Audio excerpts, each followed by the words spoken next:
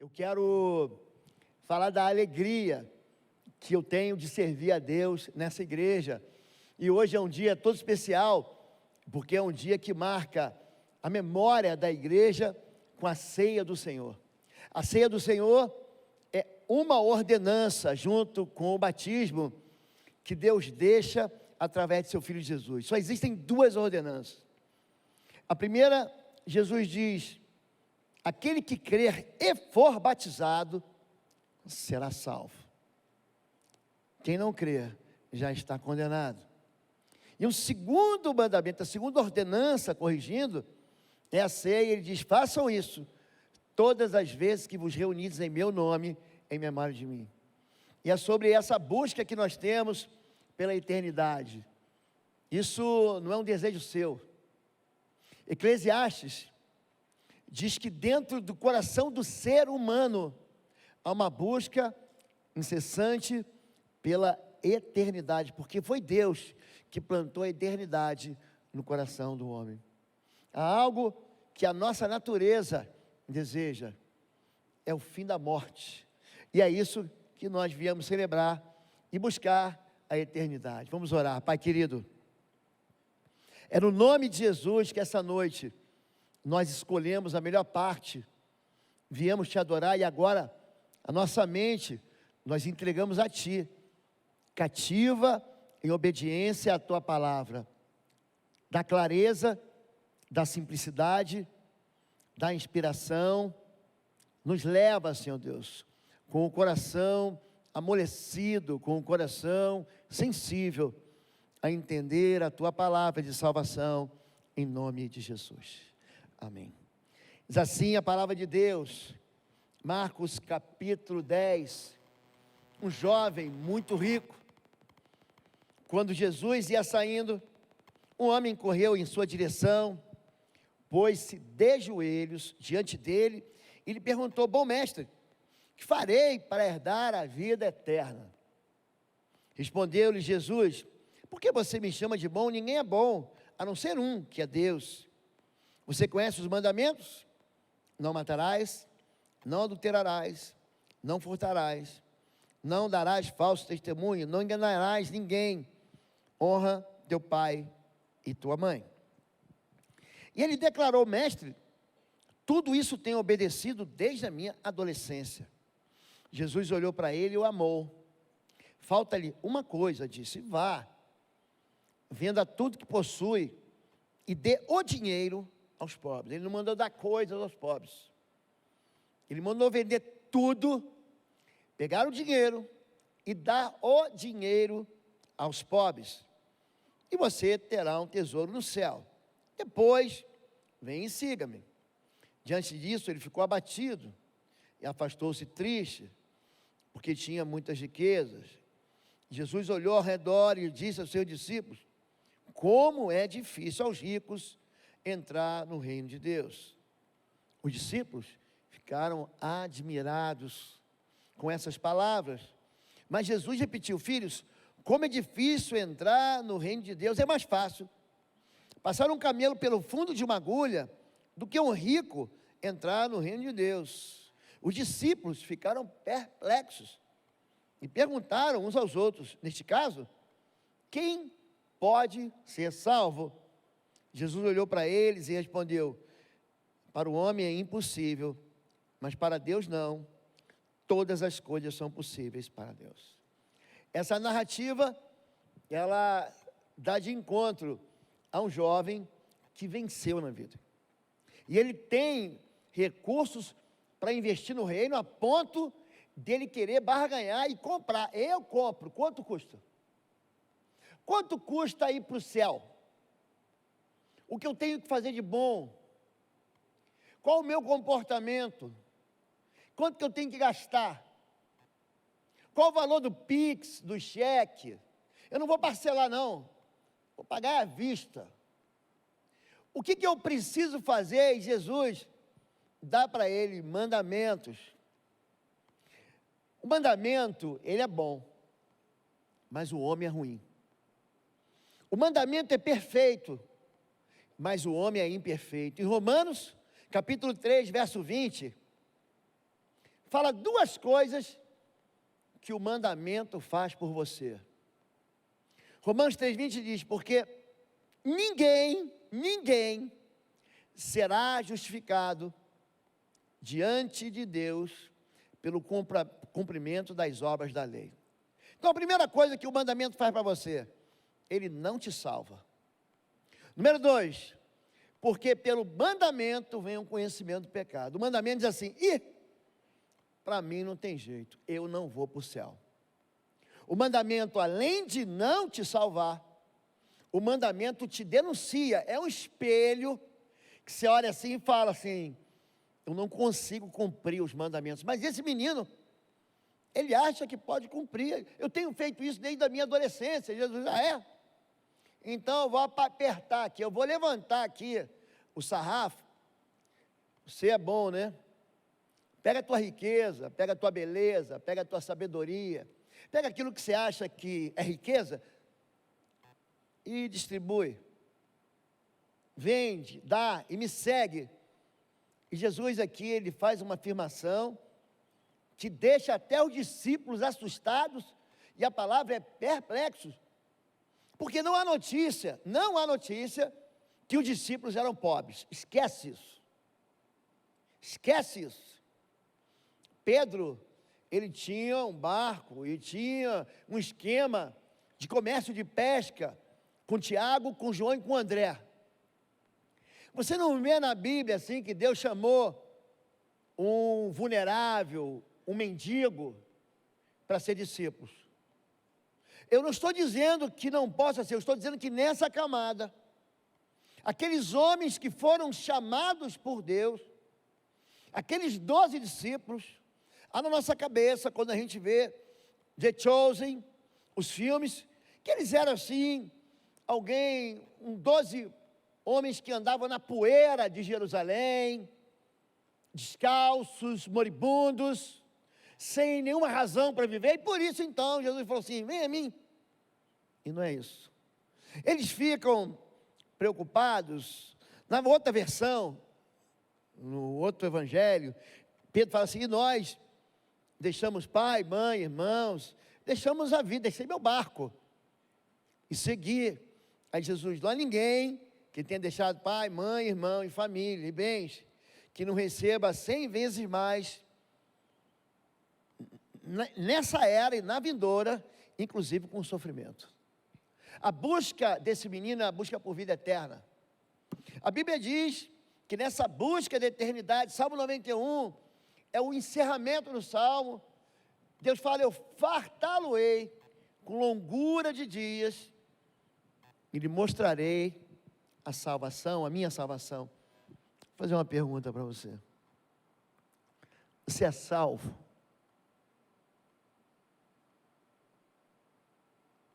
A tua religião, porque você bate no peito e diz, eu tenho uma religião. Ah, é? A tua religião te salva? A tua fé te salva?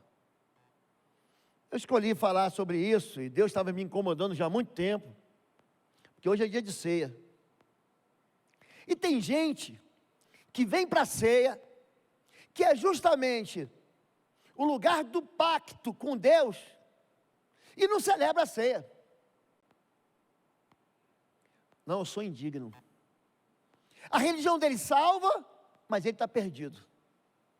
A fé dele está correta, mas ele não consegue se encontrar com Deus. Ele acha que tem um caminho certo, mas ele é incapaz até mesmo de obedecer a uma das duas ordenanças, que é celebrar a ceia. Eu nasci, e até a segunda década da minha vida, meus 20 e poucos anos, fui criado dentro de uma casa, de uma família, e minha mãe me ensinou a ter temor do Senhor. Nós íamos para a escola a pé, uma escola municipal, e quando voltava, a mãe falava assim, vamos rezar para o Papai do Céu. Eu pegava água benta, minha mãe me colocava de joelhos, eu fazia o sinal da cruz, e uma vez, eu fazia isso muitas vezes, sei que não foi, eu fui. uma vez por ano na Páscoa, eu tinha que comungar, que nada mais é do que celebrar a Eucaristia.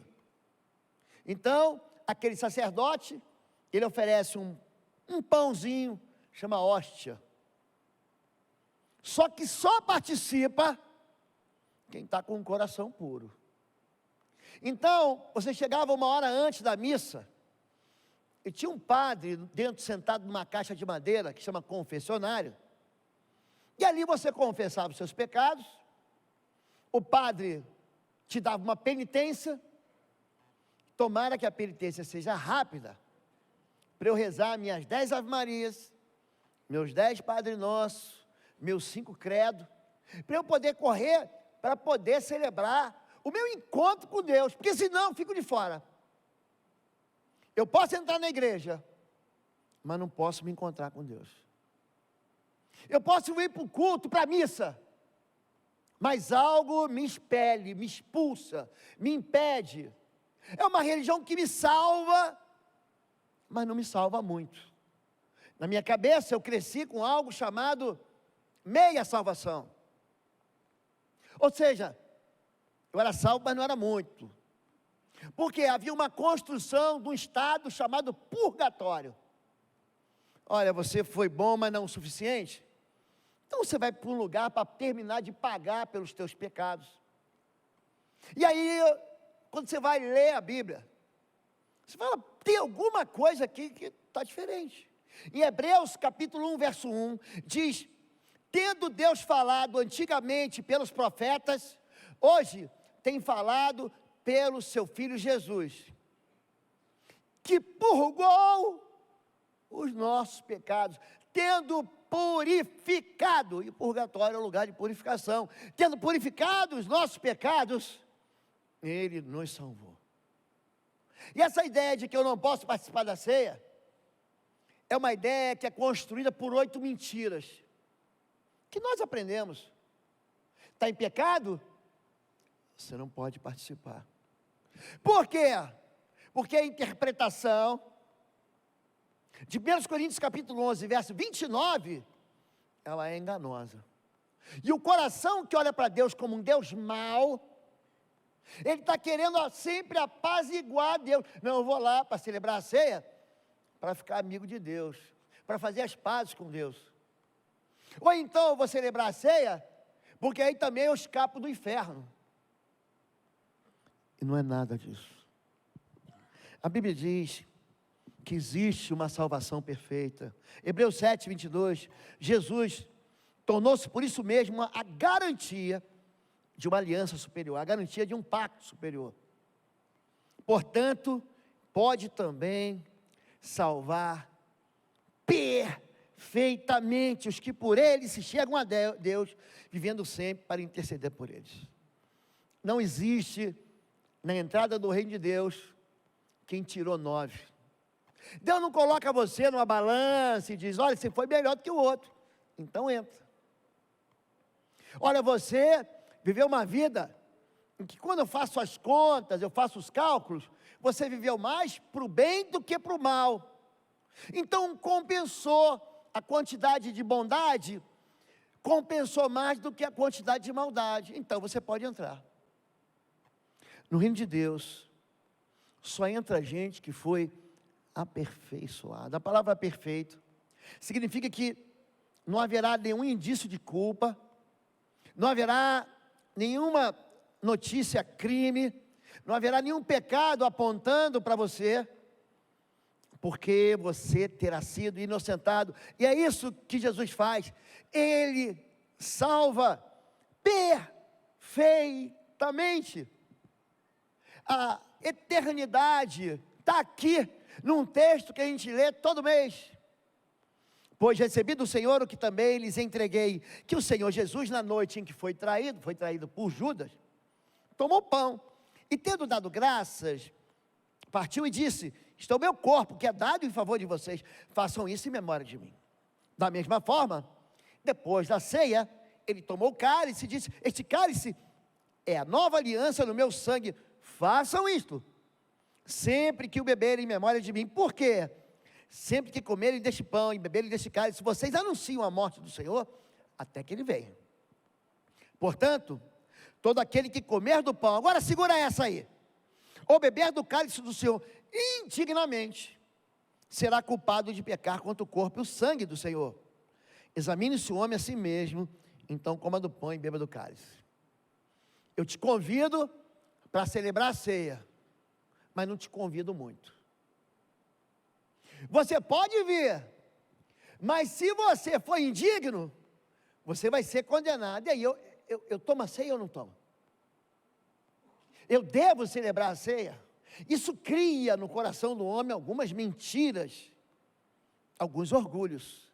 Hoje eu celebrei, porque eu estou em paz. Então há um sentimento de que hoje eu estou puro, então eu posso celebrar a ceia. Aí tem aquele dia que você chega irritado, que o teu filho pegou o sorvete e pisou no tapete novo da sala, e derramou aquele macarrão com molho pomodoro no sofá, e você se estressou, e você disse, seu abençoado, e na hora que o teu time estava jogando à tarde, a internet caiu, a net caiu, o som caiu, e você vem bufando, porque essa semana foi difícil, e o teu patrão, aquele miserável, colocou uma meta e te prometeu, te dar uma bonificação que não veio, e o mês começou, e cadê o dinheiro da minha conta?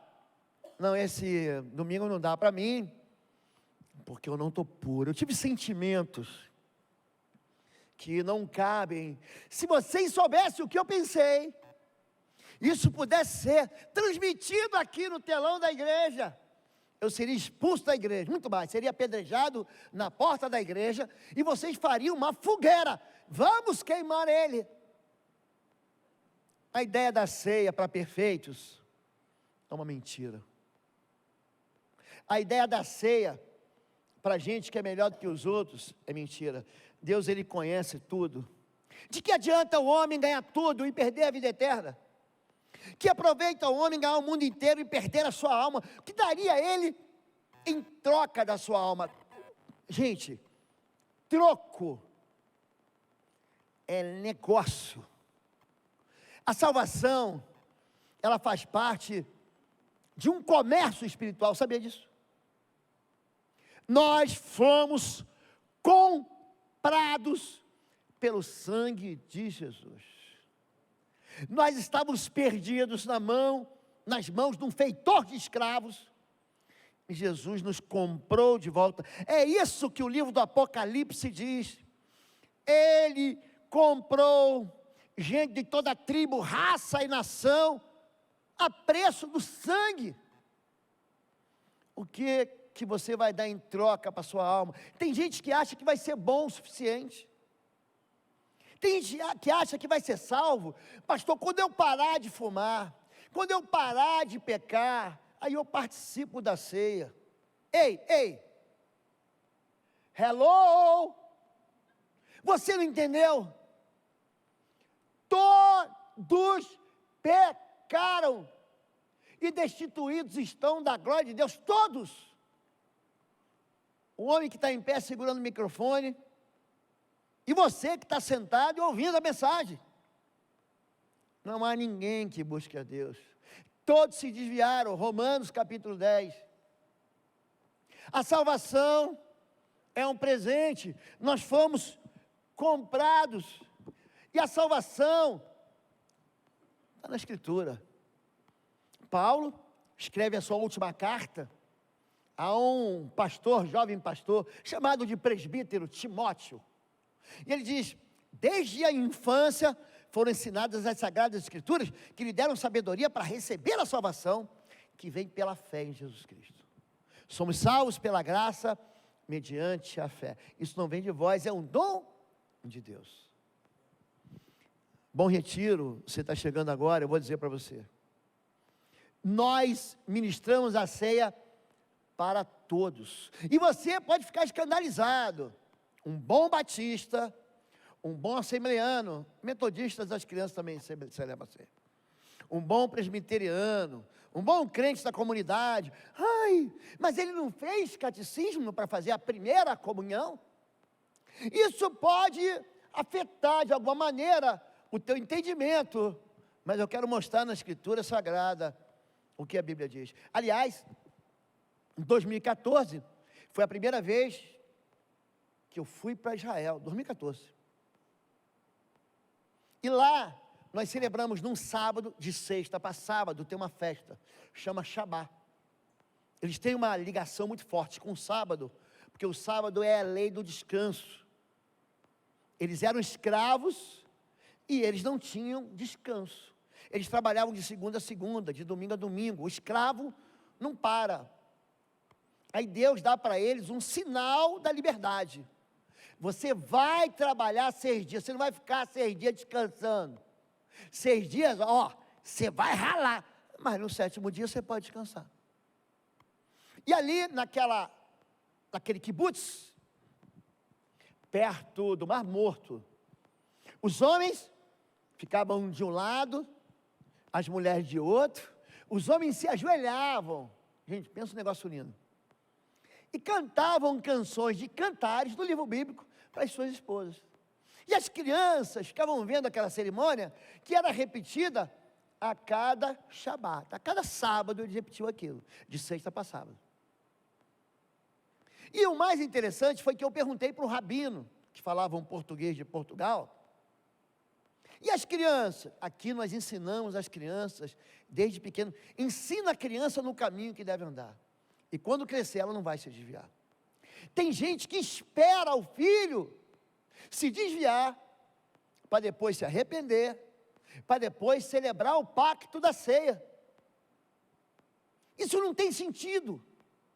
Se você me mostrar um versículo da Bíblia que diga que para celebrar a ceia, você não pode celebrar criança, eu te mando um pix de 200 pratas, hoje. Me mostra um versículo da Bíblia que ampare uma fé que em vez de incluir, exclui.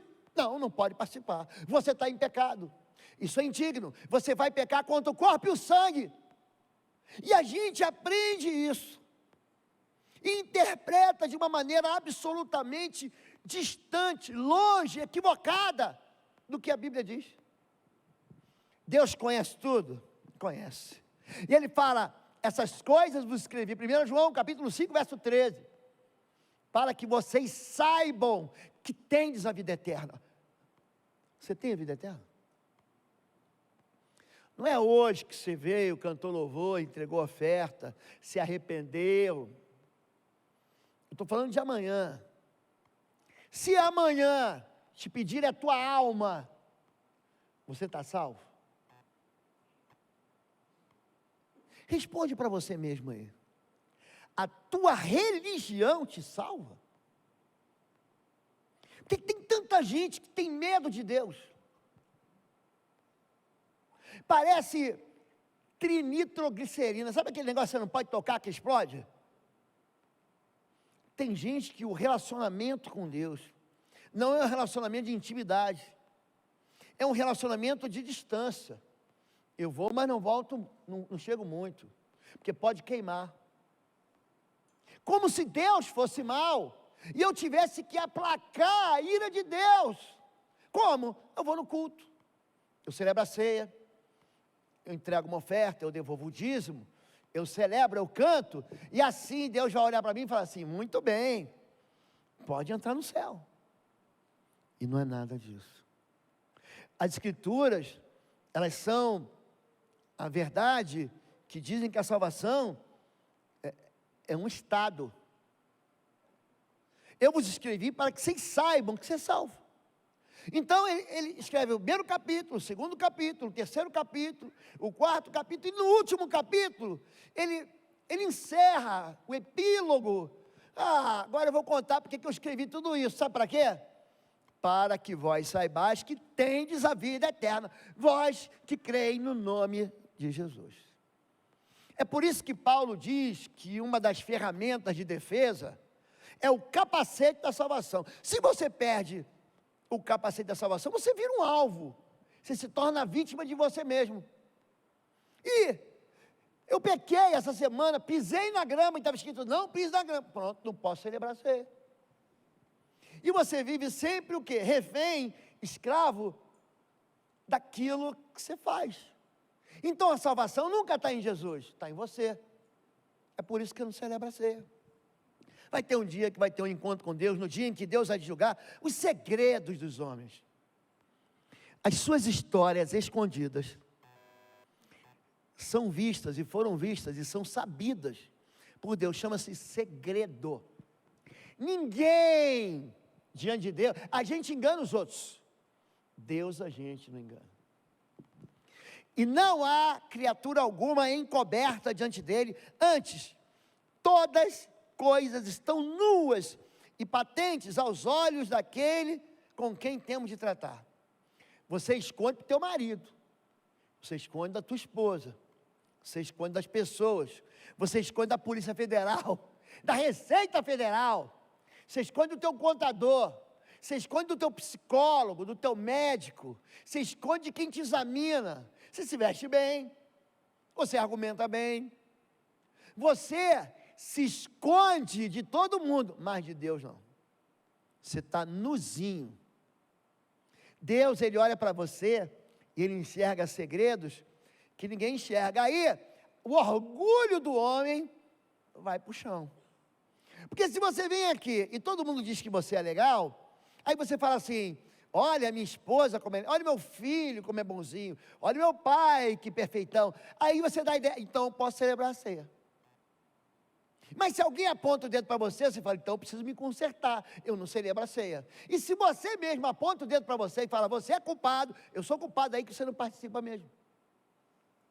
Existe um dia chamado de dia do Senhor, é o dia que a sentença, pois Deus trará a julgamento tudo que foi feito, inclusive tudo que está escondido, seja bom e seja mal. Pastor, vamos logo que eu quero sair dessa agonia. O senhor está falando aí, eu já não sei mais se eu celebro a ceia, e se eu não celebro a ceia. Eu estou numa situação, porque eu vivi essa situação. Eu já tive medo de celebrar a ceia. O meu coração já me impediu, os meus pensamentos já me proibiram de celebrar a ceia, como se fosse, em vez de ser algo para me salvar, é algo para me punir. É algo para me condenar. Eu já estou condenado, eu vou ser mais condenado. Então você fica longe e com medo de se relacionar com alguém que conhece detalhes de todas as tramas, de todas as tramóias, de todas as farsas, de todos os negócios que a gente fez nessa vida e que ninguém pode saber. Mentira número 1. O pecado traz realização. Pecar é bom. É a primeira mentira, é você dizer que o pecado é bom. Você olha para a vida de alguém que te abandonou, que te descartou, que te destruiu, que te roubou, que te anulou e cometeu uma injustiça contra você. Aí você vai no Instagram dele, no TikTok dele, na rede social dele, e você ouve notícia e fala assim, ele pecou, ainda está se dando bem? Ele pecou, ainda está feliz, ele ficou rico, me roubou um pedaço da minha empresa, passou a perna no negócio em mim, gente, ele está abrindo filial. Existe uma mentira que diz que o pecado traz realização. Moisés, ele pela fé, ele se recusa a ser chamado de filho da filha de Faraó. Ele se recusa a, por um breve período de tempo, desfrutar daquilo que a Bíblia chama de satisfação do pecado. Olha para mim, o pecado traz satisfação. Se o pecado não der satisfação, ninguém pecava. O problema são as consequências do pecado. Gente, o salário do pecado é morte. Não brinquem com isso. Não brinque. Segunda mentira, é fácil derrotar o pecado. Olha para o pastor. Não, querido. Você se converte e depois de 5, 10 anos que você se livrou daqueles pecados escandalosos, você não cheira mais cocaína, você não se mete mais nas farras, nas loucuras desse mundo, você joga fora os teus maços de cigarro, você para de jogar na loteria, para de apostar no tigrinho, nos iBets, você conserta a tua aliança com o teu marido, com a tua esposa, você deixa de ser um agressor para os teus filhos, mas tem pecados, olha o que eu vou dizer, os mais difíceis de você se livrar, são os pecados que você acha que eles são só uns pecadinhos. Caim matou Abel, por causa de um pecado chamado inveja. Saul tentou matar Davi, matar o seu próprio filho, e matou os sacerdotes, por causa de ciúme. Judas estava sentado na mesa com o Senhor, e traiu Jesus por ganância. Ciúme, inveja, ganância, orgulho, amargura, são pecados que a gente não enxerga, a gente ouve, porque a boca fala do que está cheio o coração, está aqui dentro, e você vai fazendo uma leitura daquilo que está falando, você fala, opa, tem orgulho aqui, tem ódio aqui. A palavra de Deus diz que não é fácil se livrar do pecado, porque o pecado escraviza. Todo tipo de pecado não foi feito para te satisfazer, foi feito para te escravizar. Número 3, terceira mentira, eu não preciso tratar com o pecado hoje, eu vou deixar para amanhã. Pastor, estou entendendo aqui, o senhor está costurando essa mensagem, eu sei que eu tenho que me consertar, mas é o seguinte, pastor, tem um irmão aí que está me devendo, e primeiro eu vou lá e vou dar uma bolacha nele, porque ele vai ver com quantos paus se faz uma canoa, não vou deixar barato, ele me xingou, ele me enganou, e eu vou lá porque é dando que se recebe, pastor. Pastor, eu já entendi, vamos fazer o seguinte, o ano está terminando, vem aí o Jingle Bell, vem aí o New Year, pronto, novo ano, ano novo. E aí eu preciso ter uma festa marcada, pastor. Pastor, eu tenho um encontro na semana que vem, eu resolvo isso na semana que vem, porque eu não posso perder esse encontro, pastor. Eu tenho uma festa que eu vou participar, eu sei, pastor, que é uma loucura, mas eu vou lá, aí depois eu começo de novo ano que vem, depois do verão, eu me comprometo com Deus amanhã. Portanto, como diz o Espírito Santo, se ouvires hoje a sua voz, não endureçais vossos corações, antes exortai-vos uns aos outros, todos os dias, durante o tempo que se chama hoje, para que nenhum de vós se endureça pelo engano do pecado. Se Deus fala com você aqui, e você demora 1, 2, 3 dias para resolver isso, você nunca mais faz.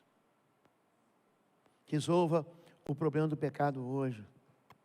Andar em pecado não traz satisfação, não é bom, não é fácil de vencer, mas você precisa resolver isso hoje. Número 4, o pecado não tem consequências, vai dar nada. A história do pecado, ela desgraça vidas. Noé desgraçou a vida do neto dele. Davi fez uma escolha estúpida, louca. Ele abriu o coração para a sensualidade, e ele sofre 13 anos. 13 anos. Jacó, que depois teve o nome trocado para Israel, enganou o pai. Aquela mentirinha custou a ele 20 anos de prisão e escravidão. Então essa conversa de que o pecado, ele não traz consequência, é uma mentira. Número 5, Deus não vai me julgar, porque todo mundo faz, pastor, é a cultura. Todo mundo faz, aí, Você vê na televisão, você vê na rede social, você vê dentro da igreja, todo mundo faz, pastor. Então Deus não vai me julgar. Existe uma singularidade no julgamento de Deus. Ele não julga o bando, ele não julga o grupo. O julgamento para a salvação, ele é individual, assim como a salvação é individual. É isso que o livro do profeta Ezequiel fala. Os pais pecam e os filhos é que ficam com dentes podres. Quer dizer que o pai come uva verde e o dente do filho é que fica cariado. Se aquele que pecou se arrepender, ele vai ser salvo. E se aquele que vivia em santidade pecar, escolher a vida do pecado, ele vai ter a resposta singular. Número 6, ou sexta mentira: Deus não vai me julgar, porque eu não sou tão mal quanto os outros. Eu peco. Olha, eu roubei, mas não roubei da máfia das ambulâncias. Eu não roubei daquele dinheiro que ia para o merenda escolar. Olha que crueldade, pastor. Olha que maldade. Esse tem que morrer. Esse que fez, esse que agrediu, ele tem que apodrecer numa prisão. Que ideia existe no meu coração quando eu falo isso? A ideia de que eu sou melhor do que ele. A ideia de que o meu pecado é ruim, mas o dele é muito pior. O nome disso é tentar distrair Deus.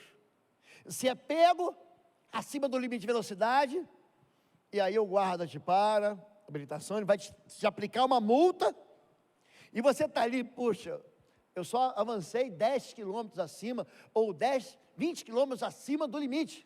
Aí passa do teu lado uma Ferrari, a 300 quilômetros por hora, aí você quer distrair o guarda, mas olha ele, por que você não para ele?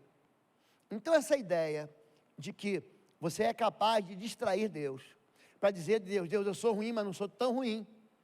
Existe alguém melhor do que eu. Eu matei, mas eu não sou como Hitler. Eu quero uma medalha aqui, eu só matei um. Isso é uma mentira. Número 7. Deus não vai perdoar você por isso. Se lambou, peca à vontade. Você já está frito mesmo? Já está condenado mesmo? Então chuta o balde, cheira tudo que você puder, fuma tudo que você puder, faz tudo de errado, assalta banco, assalta a mercearia, rouba maçã na fruteira da casa do vizinho, você já está frito mesmo. Romanos 6, que diremos então? Continuaremos pecando para que a graça aumente? De maneira nenhuma. Nós que morremos pecado, como podemos continuar vivendo nele? E por último, Deus nunca vai perdoar você. Por isso, vá em frente e peque. Tem gente que acha ainda, eu venho pregando isso há 4 domingos, tem gente que ainda acha que tem pecado sem perdão. Uma vez eu faço devocional todo dia, e esse dia eu levantei um pouco atrasado, fui para o aeroporto, ia pregar numa igreja, e fui fazendo meu devocional no voo. Peguei o voo, abri a bandeja do voo, estou lendo a Bíblia, aí um rapaz do lado começou a puxar assunto, eu não queria conversar com ele, porque eu precisava terminar o meu devocional, e ele insistiu, tu é crente? Não, estou com a Bíblia Sagrada, não sou crente. Mas aí, ele insistiu, falou, eu já fui crente também. Eu falei, pronto, eu dou cada azar. Outro dia, eu não vou nem falar do lado de quem que eu sentei. Um tempo desse aí, eu sentei perto de uma moça, que estava acompanhando aquele moço Henrique Cristi. Gente, eu vou dizer, eu não perdi a paciência, porque o fruto do Espírito está aqui dentro. Mas esse moço estava querendo me convencer que o pecado dele não tinha perdão. Não, eu cometi um pecado imperdoável. Falei, pecou contra o Espírito Santo? Não. Aí ele pega e me abre um pecado que está ali, nos 10 mandamentos, é um pecado, querido, que Deus já avisou que a gente ia pecar. Quando você acha que seu pecado é imperdoável, sabe qual o maior pecado que você tem? É o orgulho. Não, porque Deus, Ele perdoa todos, mas você não, porque você é o bonitão, é bonitona, que você cometeu um vexame, E esse foi tão terrível que nem Deus perdoa. Isso é uma mentira. Essa é uma mentira. Mel Gibson, o ator e diretor que fez aquele filme A Paixão de Cristo, pensa num filme violento e brutal. Eu fui com a minha filha, menor de idade, tive que me responsabilizar pela entrada dela no cinema. Eu era nessa época pastor de jovens na minha igreja, tem muito tempo.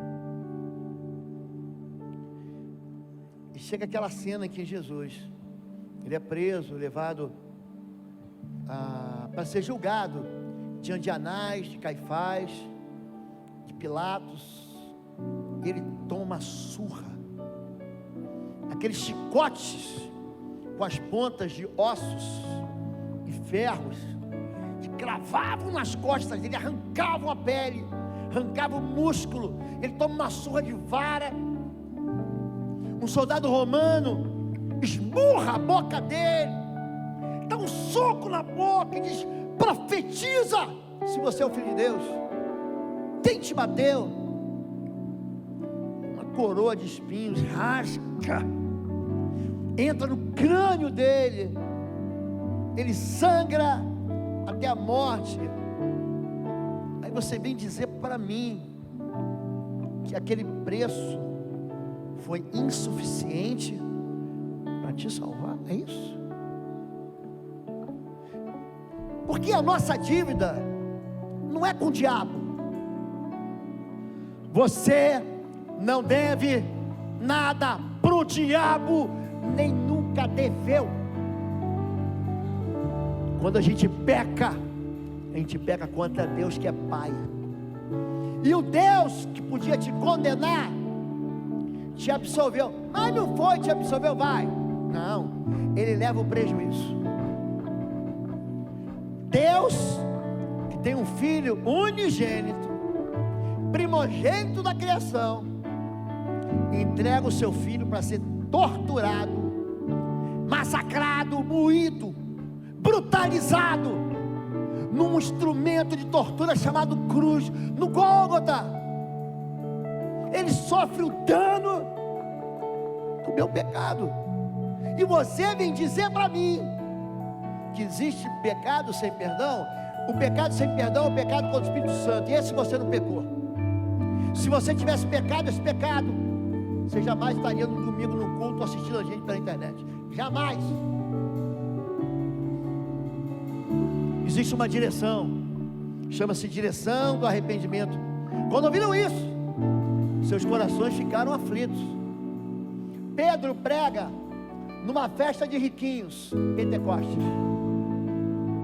É como se você recebesse todo o salário de um ano num dia só. É Pentecostes. Era aquela colheita do Jordão. Era uma colheita por ano. E eles estavam todo mundo aqui chutando dinheiro. É uma festança. E ele reduz a felicidade deles quando diz: olha, esse que vocês crucificaram, Deus o fez Senhor e Rei.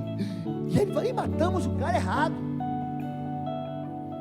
Quando ouviram isso, seus corações ficaram aflitos, e eles perguntaram a Pedro e aos outros apóstolos: irmãos, que faremos?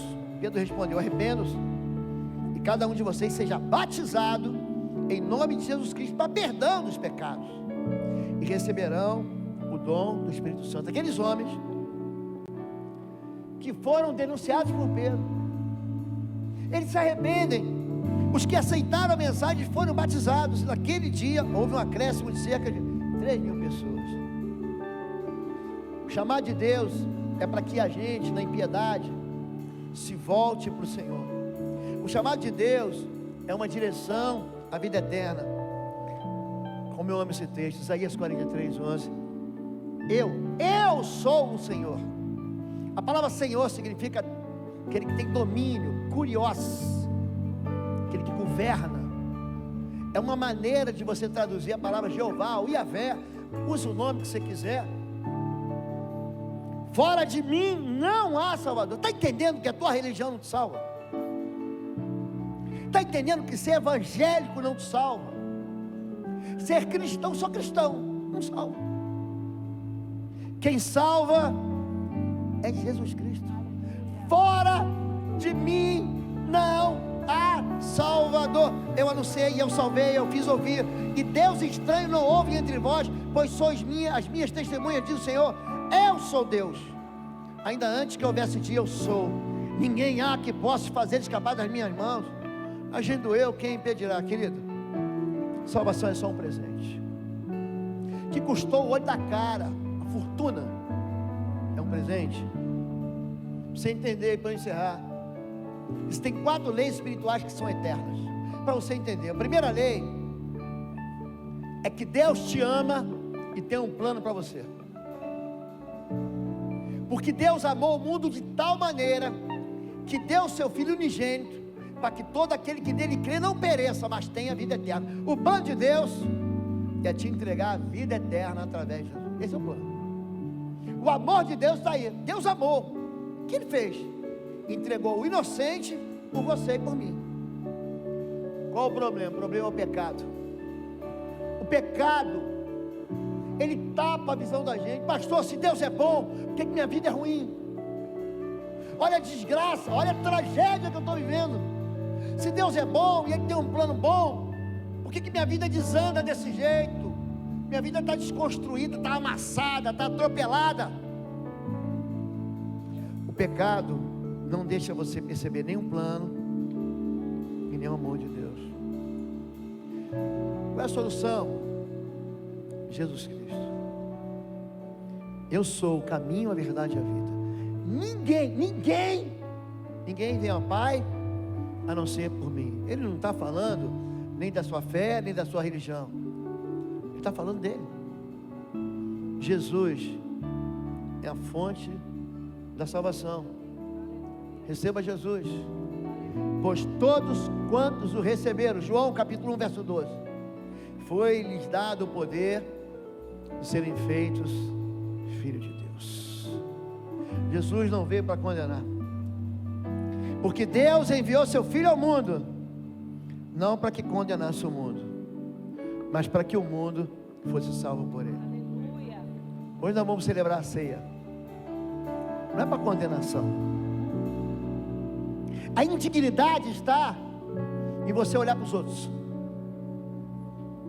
Você acusa o teu marido, você acusa a tua esposa.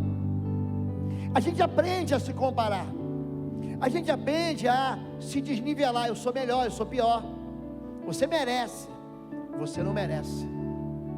Cada um, pois, examine-se a si mesmo. Aqui nesse momento, ninguém pode ser julgado. Aqui só quem tem que ser julgado sou eu, por mim mesmo. É você. Se examine você. Se examine você. Mas há uma notícia boa. Se examine e então coma. A Bíblia não diz se examine e não coma. Coma. Pega o pão, pega o cálice, dá para o teu filho pequenininho. Ele tem que saber a razão da sua fé. Ele tem que crescer num ambiente em que ele conhece Jesus. Sabe por quê? Porque depois ele vai crescer, e quem vai influenciar ele é a Anitta, que fez um vídeo essa semana horrível, com uma gravidez, com uma boca que fala. É maligno, é perverso, e ela consegue capturar numa mensagem horrível a mente dos nossos filhos. É um mundo que atrai, que seduz para a desgraça, e você não pode dar a ceia para o seu filho. Então você vai de fato esperar teu filho se perder, enlouquecer, tentar se matar, destruir o primeiro, o segundo, o terceiro casamento, abandonar filhos. É isso que você vai fazer? Para depois você falar: você se arrependeu. Pastor, ora comigo. Eu quero orar para que você faça hoje aquilo que você não vai precisar fazer amanhã. Celebre a ceia com a sua família. Todos receberem o pão. Vamos ficar em pé em nome de Jesus. Vamos encerrar.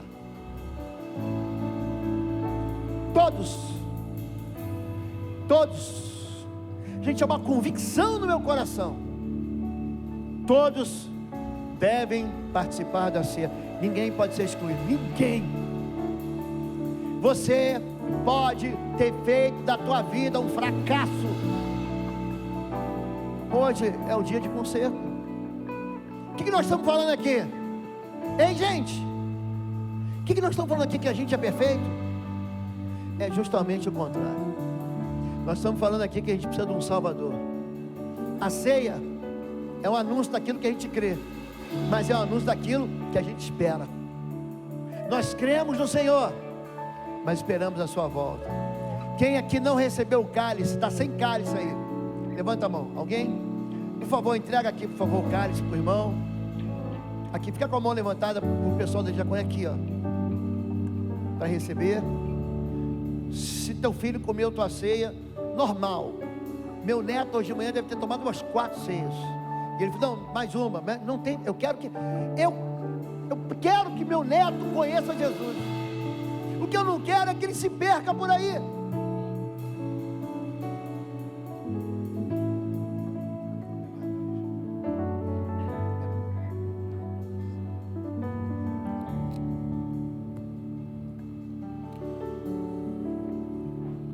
Você está pronto? 1 Coríntios, acho que eu deixei o texto aí. Porque eu recebi, capítulo 11, verso 23.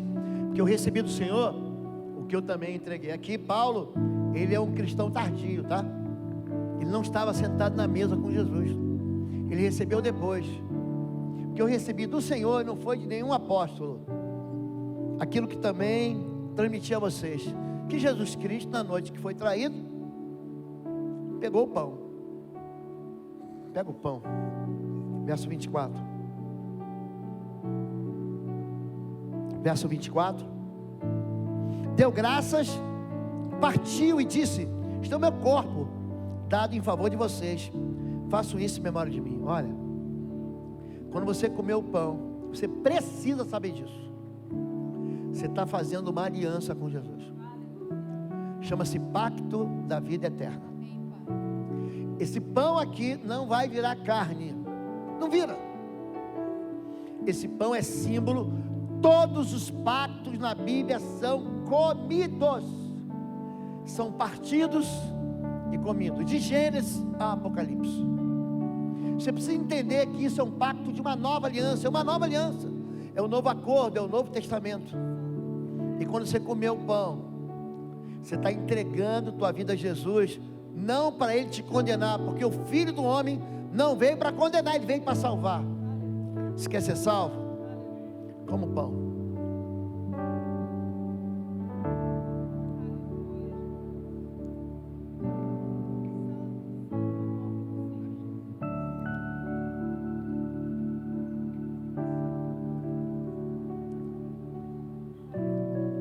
Verso 25. Da mesma forma, depois de ter comido o pão, ele pegou o cálice e disse: este cálice é a nova aliança no meu sangue. Façam isso sempre que o beberem, em memória de mim. Por quê?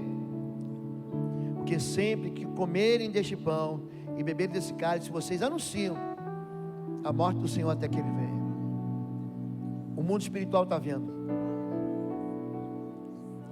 A gente está nu. Os nossos pecados estão nus. Só que hoje, quando Deus olha para a gente, não vê mais pecado. Vê o sangue de Jesus. O sangue de Jesus está aí, ó. Se a tua consciência te culpa, ela é mentirosa. Se o teu passado te culpa, ele é mentiroso. A verdade é que o sangue de Jesus te purificou de todo pecado. Então toda vez que você comer e beber, você está anunciando que você está com Jesus, e está anunciando que você está esperando Ele, Ele vai voltar. Pode ser lembrado do cálice.